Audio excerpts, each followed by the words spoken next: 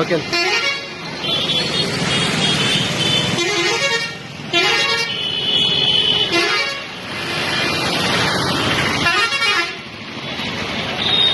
నాయకత్వం కేఎస్ షానవాజ్ గారి నాయకత్వం కేఎస్ షానవాజ్ గారి నాయకత్వం.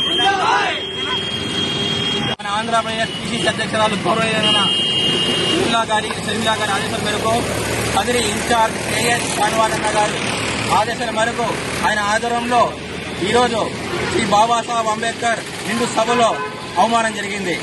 ఇదే అమిత్ షా 2022 ఎలక్షన్ లో నేను అంబేద్కర్ శిష్యుడిని, నేను అంబేద్కర్ అబాధిని అని చెప్పి కొబ్బం గడిపినాడు. ఆ తర్వాత అదే అంబేద్కర్ ని ఈరోజు అనుచిత మాటలు మాట్లాడడం ఎంత తగ్గదు. వెంటనే అమిత్ షా ఇప్పటికైనా బుద్ధి తెచ్చుకో, నువ్వు వెంటనే రాజీనామా చేసి ఆ మహానుభావుడి పాదాల దగ్గర నీ రాజీనామా లెటర్ పెట్టి క్షమాపణ అడుగు. నీకు ఫ్యూచర్ లో పుట్టగతులుంటాయి. లేకపోతే ఇదే మాదిరి ప్రవర్తిస్తే రాబోయే తరాలకి నువ్వు ఒక నీచుడు అవుతావు.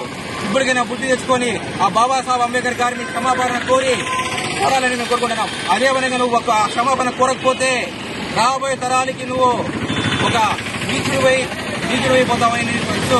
జై బాబాసాహెబ్ అంబేద్కర్. ఈరోజు కదిరి ఇన్ఛార్జ్ షానవాజ్ ఉన్న ఆదేశాల మేరకు అమిత్ షా పార్లమెంట్ లో మాట్లాడిన బాబాసాహెబ్ అంబేద్కర్ గురించి మాట్లాడిన వ్యాఖ్యలు ఈ క్షమాపణ అడగాలని కోరుకుంటున్నాము.